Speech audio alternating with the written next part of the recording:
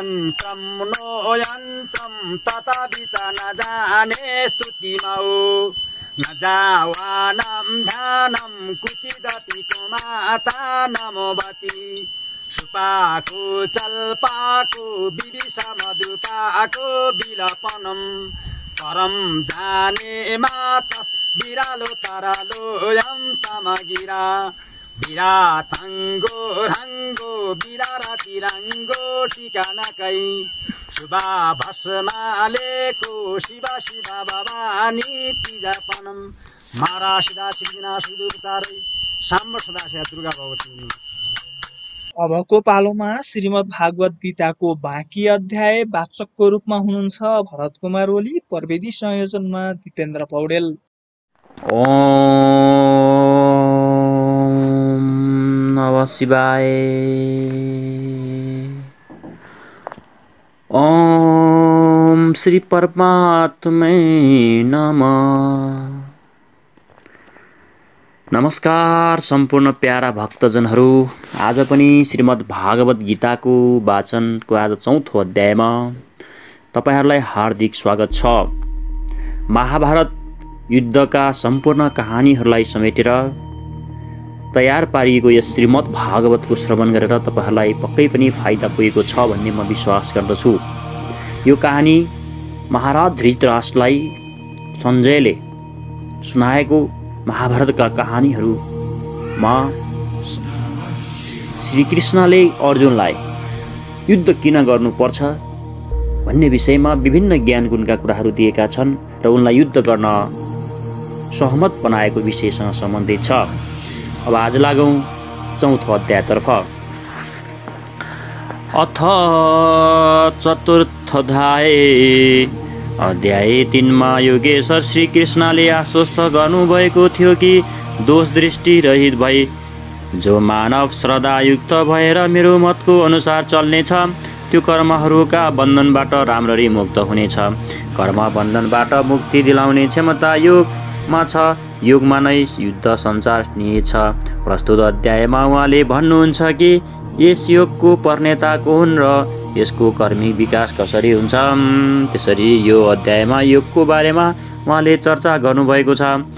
श्री भगवानुवाच इम विवस्वते योग प्रोक्तवानहम वेमं विवस्वानमनवे प्राह मनुरीक्षेवा के ब्रवीत। अर्जुन, मैले यस अविनाशी योगलाई कल्पको आदिमा विवस्वान प्रति भने। विवस्वानले मनुलाई र मनुले इच्छावाकुलाई भने। कसले भन्यो? मैले श्रीकृष्णको हुनुहुन्थ्यो एउटा योगी तत्त्वविस्थित महापुरुषले नै यस अविनाशी योगलाई कल्पका आरम्भमा अर्थात् भाजनको आरम्भमा विवस्वान अर्थात् जो विवसन यस्ता प्राणीहरू मसँग भन्दछ सुरुमा सञ्चार गरिदिन्छ। यहाँ सूर्य एउटा प्रतीक हो किनकि सूर्यमा नै त्यो परम प्रकाश स्वरूप छ र त्यही उसलाई पाउने विधान पनि हो। वास्तवमा प्रकाशदाता सूर्य त्यही नै हो। योग यस महत्त्वपूर्ण कालमा यसै लोकमा प्राय नष्ट हुन्छ। यस सीमा रेखालाई कसरी पार गर्न सकिन्छ कि यस विशेष स्थलमा गएर सबै नष्ट हुनुहुन्छ? श्रीकृष्णले भन्नुहुन्छ, होइन, जो मेरो आश्रित छ, मेरो प्रिय भक्त छ, अनन्य शङ्का छ, त्यो नष्ट हुँदैन। सयबाहे मया त्यसद योग प्रोक्त पुरातन भक्तो ससीमे सखा चेतिरस्या तोत्त दुधममाम। त्यो नै यो पुरातन योग अब मैले तिम्रो लागि वर्णन गरेको छु किनकि तिमी मेरो भक्त र सखा हौ र यो योग उत्तम रहस्यपूर्ण छ। अर्जुन क्षेत्रीय श्रेणीका साधक थिए, राजर्षि अवस्था भएका थिए जहाँ रिद्धि सिद्धिहरूको जालमा परेर साधक नष्ट हुन्छ र यस कालमा पनि यो कल्याणको मुद्रामा नै छ। तर प्राय साधक जहाँसम्म पुगेर हल्लिन थाल्छन्। यस्तो अविनाशी तर रहस्यपूर्ण योग श्रीकृष्णले अर्जुनलाई भन्नुभयो किनकि नाशको अवस्थामा नै अर्जुन थियो किन भन्यो त्यसैले कि तिमी मेरो भक्त हो। अन्य भावले ममा आश्रित छ, प्रिय छ, सखा छ, जुन परात्माको हामीलाई चाहना छ त्यो सद्गुरु परात्मा आत्माबाट अभिन्न भएर जब निर्देशन दिन लाग्नुहुन्छ तब मात्र वास्तविक भजन आरम्भ हुन्छ। र यहाँ प्रेरकको अवस्थामा परात्मा र सद्गुरु एकअर्काका पर्याय हुन्। जुन सतहमा हामी उभिएका छौँ त्यही स्तरमा जब स्वयं प्रभु हृदयमा ओर्लेर रोकथाम गर्न लाग्नुहुन्छ तब मात्र मन बसमा हुन पाउँछ। बस होइ तबही जब प्रेरक प्रभु बरजै, जबसम्म इष्टदेव रथी भएर आत्मासँग अभिन्न भएर प्रेरकको रूपमा उभिनुहुन्न तबसम्म सही मात्रामा प्रवेश नै हुँदैन। त्यो साधक प्रत्याशी अवश्य हुन्छ तर भजन उसँग कहाँ। पूज्य गुरुदेव भगवान भन्ने गर्नुहुन्थ्यो हो। म कैयौँ पटक नाश हुँदा हुँदै बाँचेँ, भगवानले नै बचाए। भगवानले यसरी सम्झाए यो भने कि मैले सोधेँ महाराजज्यू के भगवान पनि बोल्नुहुन्छ, कुराकानी गर्नुहुन्छ? तब भने हो भगवान यसरी बोल्नुहुन्छ जस्तो कि तपाईँ हामी बोल्छौँ। घन्टौँसम्म शरीर रहँदै त्यस परात्मामा प्रवेश गर्न सकिन्छ। अलिकति पनि कमी छ भने जन्म लिनुपर्दछ। अहिलेसम्म अर्जुन श्रीकृष्णलाई आफ्नै समान देहधारी सम्झन्छ।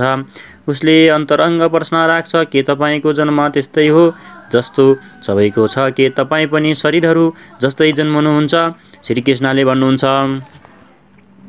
अजो सपि सन्नव्यात्मभूतानामि स्रौपि सन प्रकृति स्वामधिष्ठाय सम्भवाम्यात्ममाया। म विनाश रहित पुनः जन्म रहित र सम्पूर्ण प्राणीहरूको स्वरमा सञ्चारित भएर पनि आफ्नो प्रकृतिलाई अधीन गरेर आत्मा मायाद्वारा प्रकट हुन्छु। एउटा माया त अविद्या हो जो प्रकृतिमा नै विश्वास दिलाउँछ, निज एवं अदम्यहरूको कारण बन्छ। अर्को माया हो आत्मा माया जो आत्मामा प्रवेश दिलाउँछ, स्वरूपको जन्मको कारक बन्दछ। त्यसैलाई योग माया पनि भनिन्छ। जसबाट हामी अलग छौँ त्यस शाश्वत स्वरूपसँग जोड्दछ, मिलन गराउँदछ। त्यस आत्मिक प्रक्रियाद्वारा म आफ्नो त्रिगुणमय प्रकृतिलाई अधीन गरेर नै प्रकट हुन्छु। प्राय मान्छेहरू भन्दछन् कि भगवानको अवतार हुनेछ तब दर्शन गर्नेछु। श्रीकृष्ण भन्नुहुन्छ कि यस्तो केही हुँदैन कि कोही अर्कोले देख्न सकुन्, स्वरूपको जन्म पिण्ड रूपमा हुँदैन। श्रीकृष्ण भन्नुहुन्छ योग साधनाद्वारा आत्मा मायाद्वारा आफ्नो त्रिगुणमय प्रकृतिलाई सोबस गरेर म कर्मशः प्रकट हुन्छु। तर कुन परिस्थितिहरूमा? यदा सदा हि धर्मस्य ग्लानिर्भवति भारत अभ्यस्तुत्थानमत्रमस्य तदात्मान सृजमेहमाम्। हे अर्जुन, जब जब परम धर्म परात्माको लागि हृदय ग्लानीबाट भरिन्छ, जब धर्मीको बुद्धिबाट भाविक पार देख्दैन, तब म आत्मालाई रचना लाउँछु र त्यस्तै ग्लानी मनुलाई भएको थियो। हृदय बहुत दुःख लाग जन्म गयो हरि भगति बिनु। जब हृदयमा शुद्ध सद्गुण नै कार्यरत हुन्छ, राजस तथा तामस दुवै गुण शान्त भइसकेको हुन्छ, विषमता समाप्त भएको हुन्छ। जसलाई कसैसँग देश छैन, विज्ञान छ अर्थात् इष्टद्वारा निर्देशन लिने र त्यसमाथि टिक्ने क्षमता हुन्छ। मनमा प्रसन्नताको पूर्ण सञ्चार हुन्छ। जब यस्तो योग्यता आउँछ तब सतयुगमा प्रवेश पाइयो। यसै प्रकार दुई अरू गुणहरूको र अरू युगहरूको वर्णन गर्नुभयो र अन्त्यमा तामस बहुत रज गुण थोरा कली प्रभाव विरोध चौरा। तामसी गुण भरपूर छ र अलिकति राजसी गुण पनि त्यसमा छ। चारैतिर वैर र विरोध हुन्छ भने त्यस्तो व्यक्ति कलियुगिन हो र तब तामसी गुणले कार्य गर्दछ भने मानिसमा आलस्य, निद्रा र प्रसादका बाहुल्य हुन्छ। ऊ कर्तव्यलाई जान्दा जान्दै पनि त्यसमा प्रवृत्ति हुन सक्दैन। निषिद्ध कर्म जान्दा जान्दै पनि त्यसबाट निर्भीत हुन सक्दैन। यस प्रकार युग धर्मको न्यूना थिक्के मानिसले आन्तरिक योग्यतामा निर्भर गर्दछ। कसैले यी योग्यताहरूलाई 4 गुण भनेको छ भने कसैले तिनैलाई 4 वर्णको नाम दिन्छ। कसैले यसैलाई नै अति उत्तम, उत्तम र मध्यम तथा निकृष्ट 4 श्रेणीको साधक भनेर सम्बोधित गर्दछ। प्रत्येक युगमा इष्टले साथ दिन्छ। हो उच्च श्रेणीमा अनुकूलताको परिपूर्णता प्रतीत हुन्छ, निम्न युगमा सहयोग क्षीण प्रतीत हुन्छ। संक्षेपमा श्रीकृष्ण भन्नुहुन्छ कि साध्य वस्तु दिलाउने विवेक, वैराग्य इत्यादिलाई निर्विघ्न प्रवाहित गर्नका लागि तथा दुष्टको कारक काम, क्रोध, रोग र दिग इत्यादिको पूर्ण विनाश गर्नका लागि परम धर्म परमात्मामा स्थिर राख्नका लागि म युग युगमा अर्थात् प्रत्येक परिस्थिति प्रत्येक श्रेणीमा प्रकट हुन्छु। तर ग्लानी होस् जबसम्म इष्टले समर्थन दिँदैन तबसम्म तपाईँ सम्झिन सक्नुहुन्न कि विकार नष्ट भयो अथवा अहिले कति बाँकी छ। परिवेशबाट पराकाष्ठ पर्यन्त शिष्ट प्रत्येक श्रेणीमा प्रतियोगितासँग रहन्छ। उनको प्रकाट्य अनुरागीको हृदयमा हुन्छ। भगवान प्रकट हुन्छन् तब त सबैले दर्शन गर्छन् होला। श्रीकृष्ण भन्नुहुन्छ होइन, दर्शन गर्दछ तर परम तत्त्व परमात्माको दर्शनको साथै त्यो देख्न पाउँछ बुझ्न पाउँछ र फेरि शरीरलाई त्यागेर पुनर्जन्म प्राप्त गर्दैन। श्रीकृष्णले भन्नुभयो कि मेरो जन्म दिव्य छ, यसलाई देख्ने मलाई प्राप्त हुन्छ त मान्छेले उनको मूर्ति बनाएर पूजा गर्न लागे। आकाशमा कहीँ उनको निवासको कल्पना गरे। यस्तो केही पनि होइन, त्यो महापुरुषको आशय मात्र यति थियो कि यदि तपाईँ निर्धारित कर्म गर्नुभयो भने पाउनुहुन्छ कि तपाईँ पनि दिव्य हुनुहुन्छ। तपाईँ जो हुन सक्नुहुन्छ त्यो म भइसकेको छु। म तपाईँको सम्भावना हुँ, तपाईँकै भविष्य हुँ। आफैभित्र तपाईँ जुन दिन त्यस्तो पूर्णता पाउनुहुन्छ तब तपाईँ पनि त्यही हुनुहुनेछ। जो श्रीकृष्ण छ, जो श्रीकृष्णको स्वरूप छ, त्यही तपाईँको पनि हुन सक्छ। अवतार कतै बाहिर हुँदैन हो। यदि अनुराग पूर्ति भएर हृदय भए त तपाईँभित्र पनि अवतारको अनुभूति सम्भव छ। उहाँ तपाईँलाई प्रोत्साहित गर्नुहुन्छ कि धेरै मान्छेहरू यसै बाटोमा हिँडेर मेरो स्वरूपलाई प्राप्त गरिसकेका छन्। वितराग भए क्रोधा मनमया सामुपाश्रिता बहो ज्ञान तपसा पुत महात्मागता। राग र विराग दुवैभन्दा पर, वितराग र यसै प्रकार भए अभय क्रोध अक्रोध दुवैभन्दा पर अन्य भावबाट अर्थात् अहङ्कार रहित मेरो शरणागत धेरै जसो मान्छेहरू ज्ञान तपबाट पवित्र भएर मेरो स्वरूपलाई प्राप्त गरिसकेका छन्। र अब यस्तो हुन लाग्यो, यस्तो कुरा रही छैन कि यो विधान सधैँ रहिआएको छ।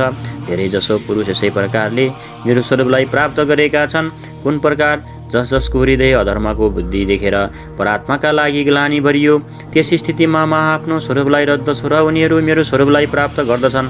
जसलाई योगेश्वर श्रीकृष्णले तत्त्व दर्शन भन्नुभएको थियो त्यसैलाई नै अब ज्ञान भन्नुहुन्छ। परम तत्त्व हो परात्मा, त्यसलाई प्रत्यक्ष दर्शनका लागि जान्नु ज्ञान हो। यस्तो जानकारी भएका ज्ञानीहरू मेरो स्वरूपलाई प्राप्त गर्दछन्। यहाँ यो प्रश्न पूर्ण भयो। अब उहाँले योग्यताको आधारमा भजनीहरूको श्रेणी विभाजन गर्नुहुन्छ। हवन गरिन्छ जसको परिणाम हो परात्मा। कर्मको शुद्ध अर्थ हो आराधना, जसको स्वरूप एक अध्यायमा अगाडि पाइनेछ। यस आराधनाको परिणाम के हो? संसिद्धिम परम सिद्धिम प्रात्मा यन्ति ब्रह्मा सनातनम शाश्वत ब्रह्मा महाप्रवेश परम नैष्कर्मको स्थिति श्रीकृष्ण भन्नुहुन्छ।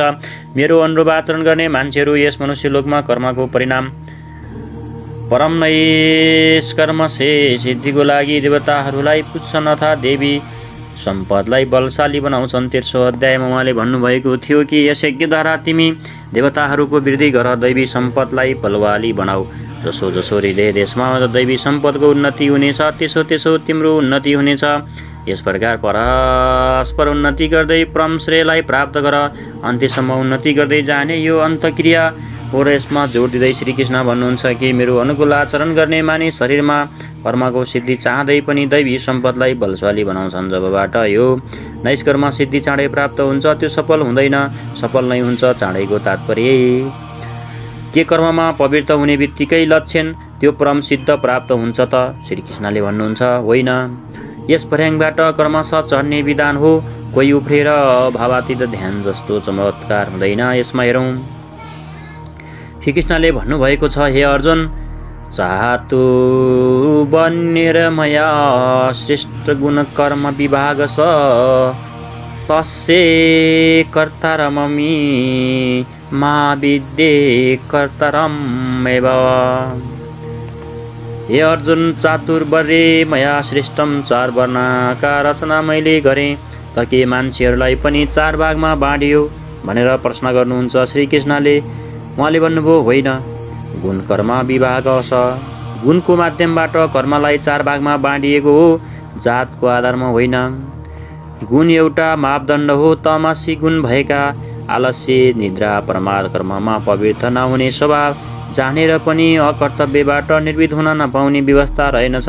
त्यस्तो अवस्थामा साधना आरम्भ कसरी गर्ने? 2 घण्टा तपाईँ आराधनामा बस्नुहुन्छ, त्यस कर्मका लागि प्रयत्नशील हुन चाहनुहुन्छ, तर 10 मिनट पनि आफ्नो पक्षमा पाउनुहुन्न र शरीर अवश्य बनेको छ, तर जुन मनलाई बस्नु, किनकि कर्मको फलमा मेरो लगाव छैन। कर्मको फल के हो? श्रीकृष्णले पछाडि भन्नुभएको थियो कि यस जसबाट पुरा हुन्छ त्यस क्रियाको नाम कर्म हो, र पूर्तिकालमा यज्ञले जसको रचना गर्छ त्यस ज्ञानामृतको पान गर्नेले शाश्वत सनातन परमामा प्रवेश पाउँछ, र कर्मको परिणाम हो परात्मा।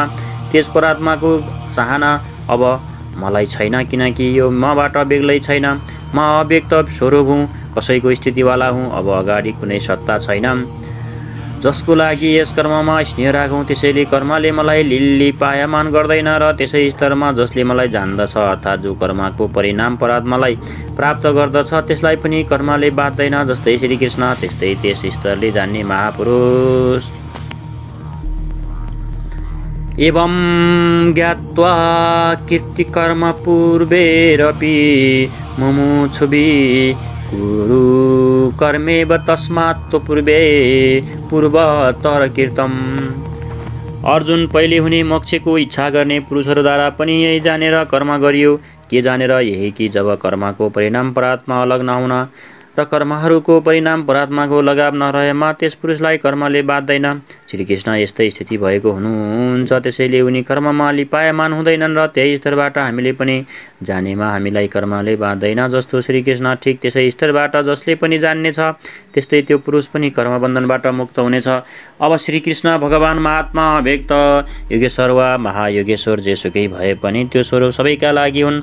यही सम्झेर पहिलेका मुमुक्षु पुरुषहरूले, मोक्षको इच्छा भएका पुरुषहरूले कर्ममा पाइला राखे। त्यसैले अर्जुन, तिमी पनि पूर्वजहरूद्वारा सधैँ गर्ने गरिएको यसै कर्मलाई गर, यो नै कल्याणको एउटा मात्र मार्ग हो। अहिलेसम्म योगेश्वर श्रीकृष्णले कर्म गर्नमा नै बल दिनुभयो, तर यो स्पष्ट गर्नु भएन कि कर्म के हो। अध्याय 2 मा उहाँले कर्मको नाम मात्र लिनुभयो कि अब यसैलाई तिमी निष्काम कर्मको विषयमा सुन, त्यसको विशेषताहरूको वर्णन गर्नुभयो कि यो जन्म मरणको महान भयबाट रक्षा न त तर कर्म गर्नाले कुनै लाभ छ, न छोड्नाले कुनै हानि नै छ तापनि उनीहरू पछिको पिँढीहरूको हितको लागि कर्म गर्छन्। यस्तो कर्म विवेक शून्य छ र विशुद्ध, र यही कर्म विकर्म भनिन्छ। उदाहरणार्थ गीतामा जहाँ पनि कुनै कार्यमा बी उपसर्ग लागेको छ जसको विशेषताको द्योतक छ, निकृष्टको तको होइन। यहाँ योगयुक्तको विशुद्धतामा विजितात्मा जितेन्द्रिय, जो योगयुक्त छ त्यो विशेष रूपमा शुद्ध आत्मावाला, विशेष रूपमा जितेको अन्तस्करणवाला इत्यादि विशेषताको द्योतक हो। यस प्रकार गीतामा ठाउँ ठाउँमा बी पनि प्रयोग भएको छ जो विशेष पूर्णताको द्योतक हो, र यस प्रकार विकर्म पनि हो, विशिष्ट कर्मको द्योतक हो, जो प्राप्तिको पश्चात महापुरुषहरूद्वारा सम्पादित हुन्छ, जसले शुभ अशुभ संस्कार दिँदैन। अहिले तपाईँले विकर्मलाई हेर्नुभयो रह्यो र कर्म र कर्मको, जसलाई अगाडिका श्लोकमा बुझ्ने प्रयास गर्नुहोस्। यदि यहाँ कर्म अकर्मको विभाजन बुझ्नु भएन भने कहिले पनि बुझ्नुहुन्न।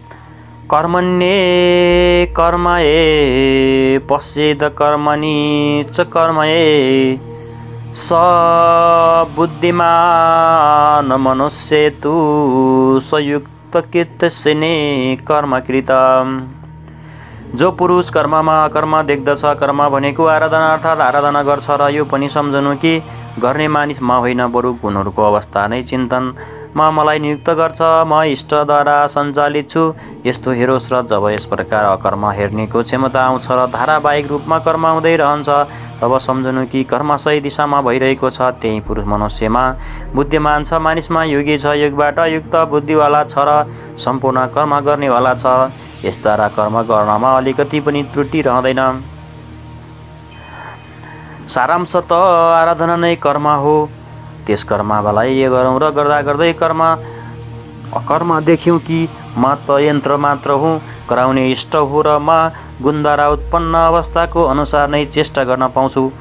जब अकर्मको यो क्षमता आउँछ र धारावाहिक कर्म हुँदै रहोस् तब मात्र परम कल्याणको स्थिति दिलाउने कर्म हुन्छ। पूज्य सनातनम, शाश्वत सनातन परमामा प्रवेश पाउँछ। यी सबै यज्ञ हुन् जसलाई कार्य रूप दिनेको नाम कर्म हो, अथवा कर्मको शुद्ध अर्थ आराधना हो। कर्मको अर्थ भजन, कर्मको अर्थ साधनालाई राम्रो ढङ्गले सम्पादित गर्नु, जसको विशद वर्णन यसै अध्यायमा अगाडि आउँदैछ। यहाँ कर्म र अकर्मलाई मात्र विभाजन गरिएको छ, जसबाट कर्म गर्ने बेलामा त्यसलाई सही दिशा दिन सकियोस् र त्यही अनुसार मान्छेहरू हिँड्न सकियोस्। यस्से सर्वे समारम्भ काम संकल्प वर्जिता ज्ञानाग्निदग्ध कर्मान तमाहु पण्डित बुधा। अर्जुन, यसै सबै सभा समारम्भ जुन पुरुषद्वारा सम्पूर्ण रूपबाट आरम्भ गरेको क्रियालाई यसै सर्वे समारम्भ भनिन्छ, जसलाई पछिल्लो श्लोकमा अकर्म हेर्ने क्षमता आए पनि कर्ममा प्रवृत्त हुनेवाला पुरुष सम्पूर्ण कर्महरूलाई गर्नेवाला हुन्छ, जसको गराइमा केही त्रुटि छैन। काम सङ्कल्प वर्जिता भनेको कर्मश उत्थान हुँदाहुँदै त्यति सूक्ष्म भयो कि वासना र मनको सङ्कल्प विकल्पबाट माथि उठ्यो। कामना र सङ्कल्पको निरोध हुनु मनको विजिता अवस्था हो, अथवा कर्म कुनै यस्तो वस्तु हो जसले यस मनलाई कामना र सङ्कल्प विकल्पबाट माथि उठाउँछ। त्यस समय ज्ञानाग्निदग्ध कर्णाननम भनेको अन्तिम सङ्कल्पको पनि समनको साथ हो, जसलाई हामी जान्दैनौँ। जसलाई जान्नका लागि हामी इच्छुक थियौँ त्यस परमात्माको प्रत्यक्ष जानकारी हुन्छ। क्रियात्मक पथमा हिँडेर परमात्माको प्रत्यक्ष जानकारीको नाम नै ज्ञान हो र त्यस ज्ञानको साथै दुग्ध कर्मानम कर्म सधैँका लागि दग्ध हुन्छन्। जसलाई पाउने थियो पाइसक्यो, अगाडि कुनै पनि सत्ता छैन जसलाई शोध गरौँ। त्यसैले कर्म गरेर खोज्ने कसैले पनि र कहाँबाट भेट्ने, त्यस जानकारीका लागि कर्मको आवश्यकता समाप्त हुन्छ। यस्तो स्थिति हुनलाई नै बोधस्वरूप महापुरुषले पीडित भनेर सम्बोधन गर्नुभएको छ, जसको जानकारी पूर्ण छ। यस्तो स्थिति भएका महापुरुषले के गर्छ, कसरी बस्छ, उहाँको स्वभावमा प्रकाश पार्दै श्रीकृष्ण भन्नुहुन्छ, त्यक्त्वा कर्मफलासङ्ग नित्य तृप्तो निराश्रय कर्मण्येऽभिप्रवृत्तोऽपि नैव किञ्चित् करोति स। हुन्छ, फेरि पनि लोक सङ्ग्रहको लागि ऊ कर्म गरिरहन्छ र गर्दा गर्दै पनि उही कर्महरूमा लिप्त हुँदैन। तब गर्छन् तब लिप्त किन हुँदैन? यसमा उहाँले भन्नुहुन्छ, ब्रह्मार्पण ब्रह्मा हवि ब्रहाग्रौ ब्रहानाहुतम ब्रहोब तेन गन्तव्ये वर्म कर्म समाधिना। त्यस्ता मुक्त पुरुषको समर्पण ब्रह्मा हो, हवि ब्रह्मा हो, अग्नि पनि ब्रह्मा नै हो। अर्थात् ब्रह्मारूप अग्निमा ब्रह्मारूपी कर्ताद्वारा जो हवन गरिन्छ त्यो पनि ब्रह्मा हो र ब्रह्मा कर्म समाधिना। जसको कर्म ब्रह्माको स्पर्श गरेर समाधिस्य भइसकेका छन्, त्यसमा विलय भइसकेका छन्, त्यस्ता महापुरुषका लागि जो प्राप्त हुने योग्य छन् त्यो पनि ब्रह्मा नै हो र ऊ आफू केही गर्दैन। लोक सङ्ग्रहको निम्ति कर्ममा लागिरहन्छ, यो त प्राप्तिवाला महापुरुषका लक्षण हुन्। तर कर्ममा प्रवेश गर्ने प्रारम्भिक साधक कुन यज्ञ गर्दछ? अघिल्लो अध्यायमा कृष्णले भन्नुभएको छ, अर्जुन कर्म गर। कुन कर्म? उहाँले भन्नुभयो नियत कर्म। निर्धारित कर्म कुन हो? तब उहाँले भन्नुभएको छ, अर्जुन यज्ञको प्रक्रिया नै कर्म हो र यज्ञ बाहेकहरू जे जति गरिन्छ त्यो नै यस लोकको बन्धन हो, कर्म होइन। कर्मले त संसार बन्धनबाट मोक्ष प्राप्त गराउँदछ। तदर्थ कर्म कौन्ते मुक्तिसँग समाचार। त्यस यज्ञको पूर्तिका लागि सँग दोषबाट अलग गरेर राम्ररी यज्ञको आचरण गर। यहाँ एउटा नवीन प्रश्न योगेश्वरले दिनुभएको छ, त्यो यज्ञ के हो जसलाई गरौँ र कर्म हामीबाट पार लागोस्? यज्ञले के दिन्छ, यसका विशेषताहरूको चित्रण गर्नुभएको छ, तर अहिलेसम्म यो भन्नु भएन कि यज्ञ के हो। अब यही यज्ञलाई स्पष्ट पार्दै श्रीकृष्णले भनेका छन्, दैवमेव परे यज्ञे योगिन पर्युपासते वर्मग्राव परे यज्ञे नै बोपजुहति। विषयादिबाट समेटेर संयम गर्दछन्, जहाँ आगो बल्दैन, जस्तै आगोमा हालेपछि सबै वस्तु भस्मसात हुन्छन्। ठिक त्यसै गरी स्वयं पनि एउटा अग्नि हो र जो इन्द्रियहरूका सम्पूर्ण बहिर्मुखी प्रवाहलाई दग्ध पारिदिन्छन्। अर्को योगीले शताब्दी शब्द स्पर्श रूप र गन्ध विषयहरूलाई इन्द्रिय रूपी अग्निमा हवन गर्दछन्, अर्थात् उनको आशय बदलेर साधना परक बनाउँछन्। साधकले संसारमा बसेर नै भजन गर्दछन्। सांसारिक मान्छेहरूको राम्रो नराम्रो शब्द त्यससँग ठक्कर खाइ नै रहन्छ। विषय उत्तेजक तथा जस्ता शब्दहरू सुन्नसाथ साधक तिनको आशयलाई योग वैराग्य सहायक वैराग्य उत्तेजक तथा भावहरूमा बदलेर इन्द्रिय रूपी अग्निमा हवन गरिदिन्छन्। जस्तो कि एकपल्ट अर्जुन आफ्नो चिन्तनमा लागेका थिए, अकस्मात उसको कर्ण विवरमा सङ्गीत लहरी चिन्की भयो। उसको टाउको उठाएर हेरेर उर्वशी उभिएकी थिइन्, जो एउटा वैश्या थिइन्। सबै त्यसको स्वरूपमा मुग्ध भएर हल्लिरहेका थिए, तर अर्जुनले उनलाई स्नेहयुक्त दृष्टिले मातृवत हेरे। त्यस शब्द रूपबाट प्राप्त हुने विकार विलीन भए। यहाँ इन्द्रिय नै अग्नि हो र अग्निमा हालिएको वस्तु जस्तै भस्मसात हुन्छ। त्यसै गरी आशय बदलेर इष्टको अनुकूल ढालिसकेपछि विषय उत्तेजक शब्द रूप र स्कन्ध स्पर्श र शब्द पनि भस्म भएर जान्छ। साधकमा दुष्प्रभाव पार्न सक्दैनन् र साधकहरू ती शब्दावधिहरूमा कुनै रुचि लिँदैनन् र ग्रहण पनि गर्दैनन्। यस श्लोकमा अपरे अन्य शब्द एउटै साधकको उच्च निच अवस्थाहरू हुन् र एउटै यज्ञकर्ताको उच्च निच स्तर हुन्, नाकि अपरे अपरे भन्नाले बेग्ला बेग्लै यज्ञ हुन्। त्यसकारणले अपरे र अन्य भनेका सानो र ठुलो, उच्चतम र न्यूनतम रूपहरू हुन्। सर्वानिन्द्रिये कर्माणि प्राणकर्माणि चापरे आत्मा सम्यम योगानो जुहति ज्ञानदीपिते। अहिलेसम्म योगेश्वरले जुन यज्ञको चर्चा गर्नुभयो त्यस क्रममा दैवी सम्पदलाई आर्जित गरिन्छ र इन्द्रियहरूको सम्पूर्ण चेष्टालाई संयम गरिन्छ। अचानक विषय उत्तेजक शब्द आदिहरू टक्राएपछि त्यसको आशय बदलेर अनेक पुरुष योग यज्ञको आचरण गर्दछन् र प्रकृतिमा भौतारिँदै गरेको आत्माको प्रकृतिदेखि परात्मासँग मिलनको नाम योग हो र योगको परिभाषा अध्याय 6/23 द्रष्टव्य छ। सामान्यतः दुई वस्तुहरूको मिलन योग कहलाउँछ र कागजबाट कलम मिल्यो, थाली र मेष मिल्यो अनि योग के योग भयो? होइन, यी त पञ्चभूतबाट निर्मित पदार्थहरू हुन्, एउटै हुन्, दुईटा होइनन्। यी दुई प्रकृति र पुरुष हुन्। प्रकृतिमा स्थित आत्मा आफ्नै शाश्वत रूप परात्माबाट प्रवेश पाउँछ, तब प्रकृति पुरुषमा विलिन हुन्छ। यो नै योग हो। अतः अनेक पुरुष यस विलनबाट सहायक समदम इत्यादि नियमहरूलाई राम्रो ढङ्गले आचरण गर्दछन्।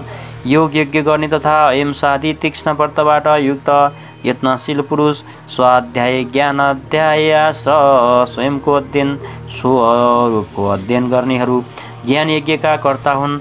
यहाँ योगका अङ्गहरू यम नियम आसन प्राणायाम प्रत्याहार धारणा ध्यान समाधिलाई अहिंसादि तीक्ष्ण व्रतबाट निर्दिष्ट गरिएको छ। अनेक मान्छेहरू स्वाध्ययन गर्दछन्। पुस्तक पढ्नु त स्वाध्ययनको आरम्भिक स्तर मात्र हो। विशुद्ध स्वाध्याय हो स्वयंको अध्ययन, जसबाट स्वरूपको उपलब्धि हुन्छ, जसको परिणाम हो ज्ञान अर्थात् साक्षात्कार। यज्ञको अगाडि चरणका बारे श्रीकृष्ण भन्नुहुन्छ, अपाने जुहति प्राण प्राणे पान तथा परे प्राणापान गति रुद्रद्वा प्राणायाम परायण। धेरै यज्ञहरूले अपान वायुबाट वायुयानको हवन गर्दछन् र यसै प्रकार प्राणवायुमा अपान वायुको हवन गर्दछन्। यसबाट सूक्ष्म अवस्था भएमा अरू योगीजन प्राण र अपान दुवैको गति रोकेर प्राणायाममा परायण हुन्छन्। जसलाई श्रीकृष्ण प्राण अपान भन्नुहुन्छ त्यसैलाई महात्मा बुद्ध अनापान भन्नुहुन्छ। यसैलाई उहाँले श्वास प्रश्वास पनि भन्नुभयो। प्राण त्यो श्वास हो, तपाईँ भित्र लानुहुन्छ र अपान त्यो श्वास हो, तपाईँ बाहिर फाल्नुहुन्छ। योगीहरूको अनुभूति हुन्छ कि तपाईँ श्वाससँग बाहिर वायुमण्डलको सङ्कल्प पनि ग्रहण गर्नुहुन्छ र प्रश्वासमा अथवा बाहिर फाल्ने श्वासमा यसै प्रकार आन्तरिक राम्रो नराम्रो चिन्तनलाई लहर फ्याँक्नुहुन्छ। बाहिरी कुनै सङ्कल्पलाई ग्रहण नगर्नु। प्राणको जप प्रवाहित हुन्छ र अनवरत चलि नै रहन्छ। यस स्वाभाविक जपको नाम हो अजपा र यही हो परावाणी को जप। यसले प्रकृतिबाट परको तत्त्व परात्मामा प्रवेश दिलाउँछ। यसको अगाडि बानीमा कुनै परिवर्तन छैन र परमको दिग्दर्शन गराएर यसैमा विलिन हुन्छ। त्यसैले यसलाई परा भनिन्छ। प्रस्तुत श्लोकमा योगेश्वर श्रीकृष्णले मात्र श्वासमा ध्यान दिनु भन्नुभयो, जबकि अगाडि स्वयं ओमको जपमा बल दिनुहुन्छ। गौतम बुद्ध पनि अनापानसतिमा श्वास प्रश्वासको नै चर्चा गर्नुहुन्छ। अन्ततः ती महापुरुष भन्न के चाहन्छन् भने वस्तुत प्रारम्भमा बैखरी र त्यसबाट मध्यममा र उन्नत भएपछि जपको परिणति अवस्थामा श्वास पक्राउन सक्छ। त्यसबेला जब श्वासमा समाहित भएको पाइन्छ। फेरि के जप्ने? फेरि श्वासलाई हेर्नु मात्र। त्यसैले प्राण अपान मात्र बन्यो। नाम जप यस्तो भनेन, कारण भन्नुको आवश्यकता छैन। यदि भन्नुहुन्छ भने अल्मलिएर तलको श्रेणीहरूमा घुमिरहनेछ र महात्मा बुद्ध, गुरुदेव भगवान तथा प्रत्येक महापुरुष जो यस मार्गमा हिँडिसकेका छन् सबै एउटै कुरा भन्नुहुन्छ, बैखरी र मध्यमा नाम जपको प्रवेशद्वार मात्र हो। पसेन्तीबाट नै नाममा प्रवेश मिल्छ। परामा धारापाई हुन जान्छ। जसलाई जपले साथ छोड्दैन। मन श्वाससँग जोडिएको छ। जब श्वासमा दृष्टि छ, श्वासमा नाम समाहित भइसकेको छ र भित्रबाट न कुनै सङ्कल्पको उत्थान छ र न त बाहिरी वायुमण्डलको सङ्कल्पभित्र प्रवेश गर्न पाउँछ। यो नै मनमाथि विजयको अवस्था हो र त्यसैलेको साथ यज्ञको परिणाम निस्केर आउँछ।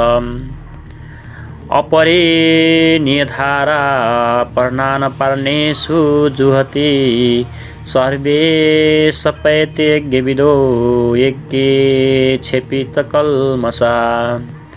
अर्को नियमित आहार गर्ने प्राणलाई नै हवन गर्दछन्। पूज्य महाराजजी भन्नुहुन्छ कि योगीको आहार दृढ आसन दृढ र निद्रा दृढ हुनुपर्छ। आहार विहारमा नियन्त्रण अति आवश्यक छ। यस्ता अनेक योगी प्राणलाई प्राणमा नै हवन गरिदिन्छन्, अर्थात् श्वास लिनुमा नै ध्यान केन्द्रित राख्दछन्। श्वासमा ध्यान दिँदैनन्। श्वास आएमा सुने वम फेरि आएको कर्म स्पष्ट गरिदिनु भयो। यो हरकत कर्म हो र जसबाट प्रयुक्त यज्ञ पूर्ण हुन्छ। अब यदि दैवी सम्पदको आर्जन, सद्गुरुको ध्यान, इन्द्रियहरूको स्वयं श्वासको प्रश्वासमा हवन, प्रश्वासको श्वासमा हवन, प्राण अपानको गतिको विरोध, खेती गर्नाले, व्यापार नौकरी र राजनीति गर्नाले हुन्छ, तब तपाईँ गर्नुहोस्। यज्ञ त यस्तो प्रक्रिया हो जो पूर्ण हुने बित्तिकै तत्क्षण परम्परामा प्रवेश दिलाउँछ। बाहिर कुनै पनि कार्यमा तपाईँ तत्क्षण ब्रह्ममा प्रवेश पाउनुहुन्छ भने गर्नुहोस्। वस्तुतः यी सबै यज्ञ चिन्तनका अन्तक्रियाहरू हुन्। आराधनाको चित्रण हो जसबाट आराध्य देव विदित हुन्छन् र यज्ञ त्यस आराध्यसम्मको दूरी तय गर्ने निर्धारित प्रक्रिया विशेष हो। यो यज्ञ श्वास प्रश्वास प्राणायाम इत्यादि जुन क्रियाबाट सम्पन्न हुन्छ त्यस कार्य प्रणालीको नाम कर्म हो। कर्मको शुद्ध अर्थ आराधना र चिन्तन हो। प्राय मान्छेहरू भन्दछन् कि संसारमा जे जति गर्नुहोस् भइसक्यो कर्म, कामना रहित भएर जे पनि गर्दै जाउँ भइसक्यो निष्काम कर्मयोग। कोही भन्दछन् कि बढी लाभको लागि विदेशी वस्त्र बेच्नुहुन्छ भने तब तपाईँ सकामी हुनुहुन्छ। देश सेवाका लागि स्वदेशी बेच्नुभयो भने निष्काम कर्मयोग। निष्ठापूर्वक नोकरी गरौँ, हानि लाभको चिन्ताबाट मुक्त भएर व्यापार गरौँ अनि भयो भने त निष्काम कर्मयोग। जय पराजयको भावनाबाट मुक्त भएर युद्ध गरौँ, चुनाव लडौँ अनि भयो निष्काम। मर्नेछौँ भने मुक्ति हुनेछ। वस्तुतः यस्तो केही पनि छैन। योगेश्वर श्रीकृष्णले स्पष्ट शब्दमा भन्नुभयो कि यस निष्काम कर्ममा निर्धारित क्रिया एउटै हो। विवसायाक्तिमका बुद्धिरेकेह कुरु नन्दन। अर्जुन, तिमी निर्धारित कर्मलाई गर। यज्ञको प्रक्रिया नै कर्म हो। यज्ञ के हो? श्वास प्रश्वासको हवन, इन्द्रियहरूको स्वयं यज्ञ स्वरूप, महापुरुषको ध्यान, प्राणायाम, प्राणहरूको निरोध, यही मनको विजय अवस्था हो। मनको प्रसार नै जगत हो। श्रीकृष्णको शब्दमा यही तैर्जित स्वर्गैष साम्य स्थित मन। ती पुरुषहरूद्वारा चराचर संसारै जित्यो जसको मन समत्वमा छन्। तपाईँ करोडौँको हवन गर्नुहोस्, सैकडौँ यज्ञ वेदी बनाउनुहोस् र सत्य पथमा दर्बे लगाउनुहोस्। साधु सन्त महापुरुषहरूको सेवामा दर्बे लगाउनुहोस्। तर यस ज्ञान यज्ञभन्दा अत्यन्त न्यून छ। वस्तुतः यज्ञ श्वास प्रश्वास हो, इन्द्रियहरूको संयमको हो र मनको निरोधको हो। जस्तो श्रीकृष्णले अहिले भन्नुभयो, यस यज्ञलाई प्राप्त कहाँबाट गर्ने र त्यसको विधि कहाँबाट सिक्ने? मन्दिर, मस्जिद, गिरिजाघर मिल्ने छ वा पुस्तकमा, तीर्थयात्राहरूमा वा नहुनाले पाइनेछ? श्रीकृष्ण भन्नुहुन्छ होइन, त्यसको त एउटै स्रोत छ, तत्त्व स्थित महापुरुष। तद्दिति पर्निपातेन परिपर्शेन न सेवाया उपदेक्षन्ति ते ध्यान ज्ञानिन तत्त्वदर्शिन। त्यसैले अर्जुन, तिमी तत्त्वदर्शी महापुरुषको नजिक गएर राम्रो ढङ्गले प्रणत भएर दण्डवत प्रणाम गरेर अहङ्कार त्यागेर शरण भएर राम्रो ढङ्गले सेवा गरेर निष्कपट भावले प्रश्न गरेर तिमी त्यस ज्ञानलाई ज्ञान र त्यसलाई जान, ती तत्त्वहरूलाई जानिकन तिम्रा लागि त्यस ज्ञानको उपदेश गर्नेछन्, साधना पदमा लगाउनेछन् र समर्पित भावले सेवा गरेपछि नै यस ज्ञानलाई सिक्ने क्षमता आउँछ। तत्त्वदर्शी महापुरुष परम तत्त्व परात्माको प्रत्यक्ष दिग्दर्शन गर्नेहरू हुन् र उनी यज्ञको विधि विशेषज्ञताको ज्ञाता हुन्। उनीले नै तपाईँहरूलाई पनि सिकाउने छन् कि यदि अरू यज्ञ हुन्थ्यो भने ज्ञानी तत्त्वदर्शीको के आवश्यकता थियो। स्वयं भगवानको सामान्य नै अर्जुन उभिएका थिए र भगवान उसलाई तत्त्वदर्शीको समक्ष किन पठाउनुहुन्छ। वस्तुतः श्रीकृष्ण एउटा योगी हुनुहुन्थ्यो र उनको आशय छ कि आज त अनुरागी अर्जुन मेरो समक्ष उपस्थित छ, भविष्यमा अनुरागीहरूलाई भ्रम नहोस् कि श्रीकृष्ण गइसके, अब कसको शरणमा जाउँ। त्यसैले उहाँले स्पष्ट गर्नुभयो कि तत्त्वदर्शीको समक्ष जाऊ, ती ज्ञानी जन तिमीलाई उपदेश गर्नेछन् र ये ज्ञात्वा न पुनर्मोहमिह यासेसि पाण्डव येन भूतान्यशेषन दर्शेस्यात्मयूथमयि नहि ज्ञानेन सदृश पवित्रमिहमेयते नहि ज्ञानेन सदृश पवित्रमिह विदते तत्स्वयं योग संसिद्धकालीनात्मनि विन्दति। यस संसारमा ज्ञानको सम्मान पवित्र गर्ने निसन्देह केही पनि छैन। त्यस ज्ञानलाई तिमी स्वयं योगको अपरिपक्व अवस्थामा आफ्नो आत्मा अत्यन्त र अन्तर्गत हृदय देशमा नै अनुभव गर्नेछौ, बाहिर होइन। यस ज्ञानको लागि कुन योग्यता अपेक्षित छ? योगेश्वरकै शब्दमा श्रद्धा वल्लभते ज्ञान तत्पर सम्मेतेन्द्रिये ज्ञान लब्ध परा शान्तिमनि चिरेनादि गच्छति।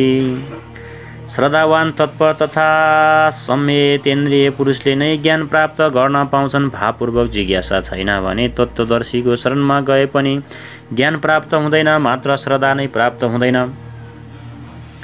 श्रद्धावान शिथिल प्रयत्न पनि हुन सक्छ, त महापुरुषद्वारा निर्दिष्ट पथमा तत्परताका साथ अग्रसर हुन लगन आवश्यक छ।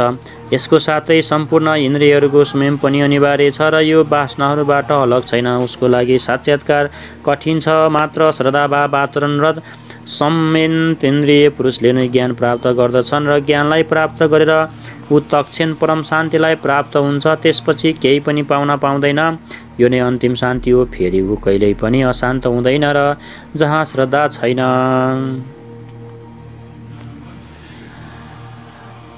अज्ञेश्रद्धानस्र संशयात्म विनयस्ति नाये लोकस्ति न परो न सुख संशयात्मनम्। अज्ञानी जो यज्ञको विधि विशेषबाट अनभिज्ञ छ र श्रद्धारहित तथा संशययुक्त पुरुष त्यस परमार्थ पदबाट भ्रष्ट हुन्छ।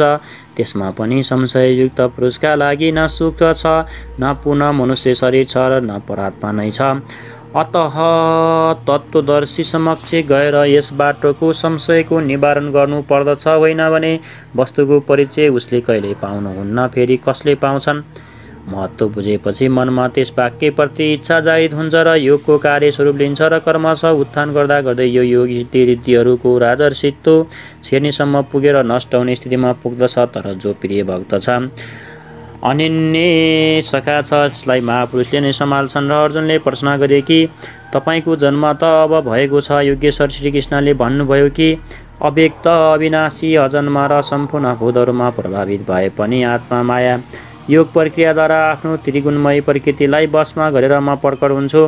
प्रकट भएर के गर्नुहुन्छ? साध्य वस्तुहरूको परित्राण दिने तथा जसबाट दूषित उत्पन्न हुन्छन् त्यसको विनाश गर्नका लागि, परम धर्म परात्मालाई स्थिर गर्नका लागि म आरम्भदेखि पूर्ति प्रयत्न पैदा हुन्छु। मेरो त्यो जन्म र कर्म दिव्य छ,